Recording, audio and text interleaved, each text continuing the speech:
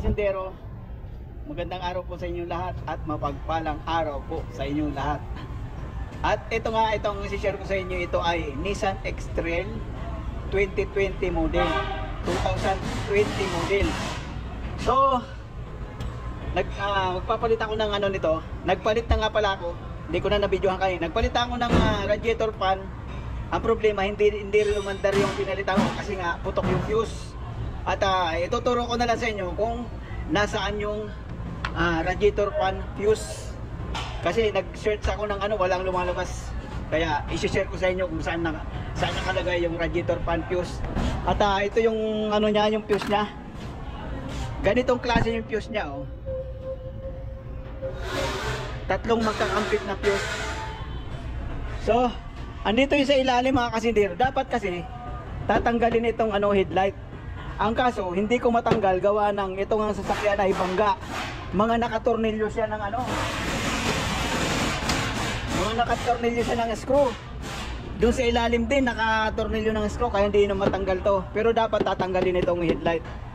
Pero madudukot naman. Nandun sa ilalim na yon, no. Ito dalawang fuse box ito. Ito mga ano to, body control siguro to eh. Tapos ito yung fuse box din. Yan. Mayroon pa yan doon sa ilalim. Doon. Hindi ko na makipakita eh. Gipit. Ayun. Ayan. Andun sa ilalim. Yan. Ang ginawa ko na lang, tinanggal ko ito. Ito. Itong ano na to. Yan. Tinanggal ko yan. Nakalagay yan doon, oh. Yun, oh. Yan. Tapos hindi ko na mamahugot, inilagay ko na lang dito sa kabilang side. Ayan. May-maya kinababalik yan. Tapos ayun yung fuse niya. Ayun yung nilagyanan niya ng fuse. Ito. Yan. 40 ampere tsaka 30 ampere magkakampit siya. Yan. Mabibili mo siya ng buo. Yan, ikakabit natin. Kakabit natin doon. Yan. Tingnan nyo. Kita ba? Ay, yan. Gaganon lang yan. Mahirap lang siya hugutin kasi medyo matigas. Pero nakuha ko sa tiyaga. Tapos, babalik na natin yung takip nito. Tapos titestingin natin. So, nga pala, yung ano, radiator fan, madali naman tanggalin. Tatanggalin mo lang ito. Ito. Yan. Tanggalin mo lang tong grills. Na may mga ano naman siya. Tawag dito. Ayan, oh. Yung mga butas na yan, yun. Itong mga butas na ito. Nakasabit lang ito. Yan. Tapos meron siyang hooks na ganito.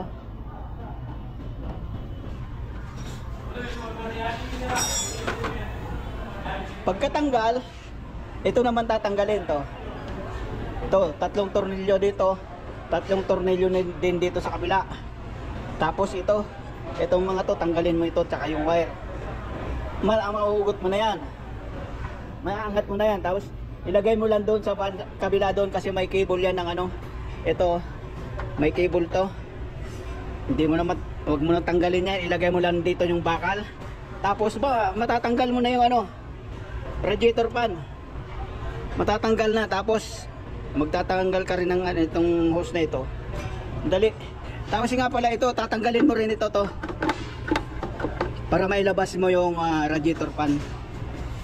So, ayun, lalagay ko na yung ano, yung fuse.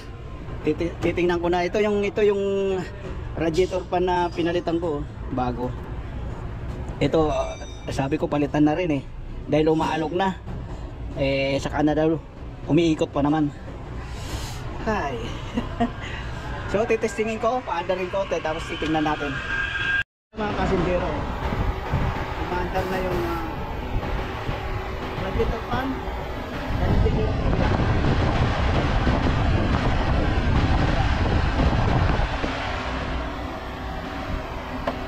Nung nakaraan may na-check ako, radiator fan din. Ito naman yung ano, ito yung sa kanan yung umuusok. Ito naman sa kaliwa naman yung ano, nasira. Ano siya? Ah, ayan oh. Ayan. Oh. Oh. Ayan, tawag dito baka yung commutator ng commutator niya baka sira o kaya yung carbon. So ito nga mga kasindero, dahil nga pumutok yung fuse at bihira mangyari yon na pumuputok yung fuse ng radiator fan. Minsan lang na mapumuputok yan pagka yung nabanggaan sa sakyan at napigilan bigla yung yung ilisin ng radiator fan. Yan, pumuputok talaga yung fuse. Pero ito titingnan na rin natin yung loob kung bakit gano'n ang iimbestigahan natin ang loob. At ito, 4 yung wire. Karamihan naman sa radiator fan, 2 wire lang. May kasi ito, 2 speed ito.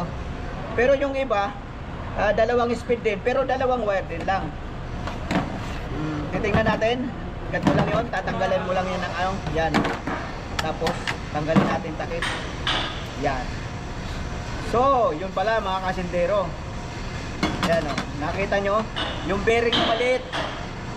Ayan o, yung bearing na maliit.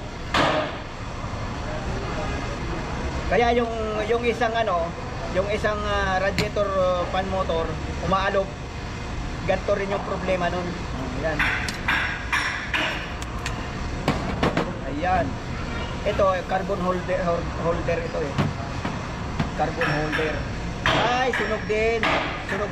Kasi nga masusunog talaga yan. Ayan. Nasunog. Mahaba pa naman sana yung carbon. Pero tingnan nyo yung mga palatandaan na yan. Nagbaga. Ayan o. Samantala yung isang bahagi, hindi naman.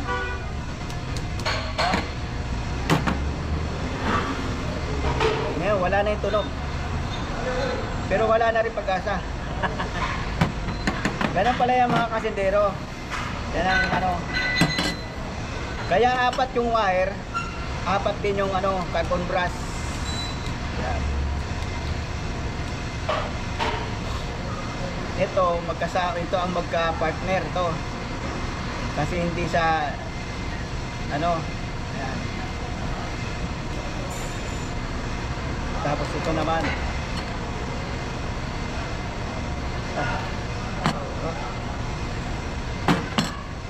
So yun na nga mga kasindero, tatapusin na natin yung sasakyan. Ayan o, sunog din yung yung tawag dito, rewind. Ayan o, nakikita nyo. Ayan o, naputol na nga yung magnet wire. Ayan o, bumigay.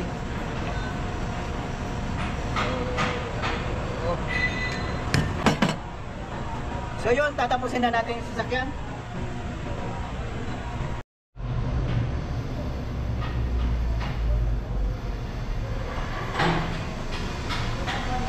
Ito rin nga pala mga kasindero yung yung pumutok na fuse. Ayan o. Ito yung pinaka main nya. Putok din siya o. Tingnan nyo yung hindi putok.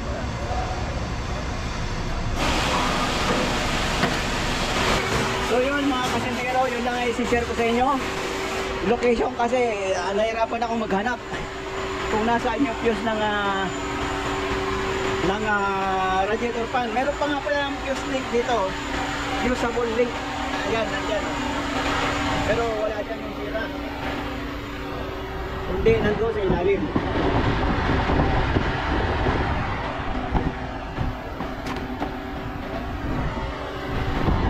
Ay.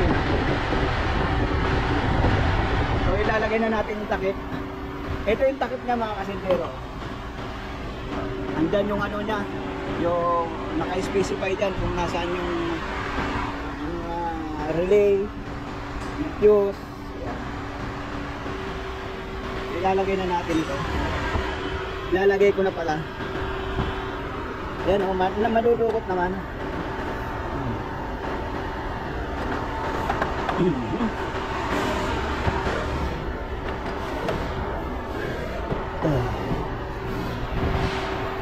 hindi sana bangga yung ano, itong sasakyan. Hindi nila mga tinurnilyohan ng ano, screw. Nakatornilyo ng ganitong tornilyo. Yan oh. Kaya mahirap hugutin.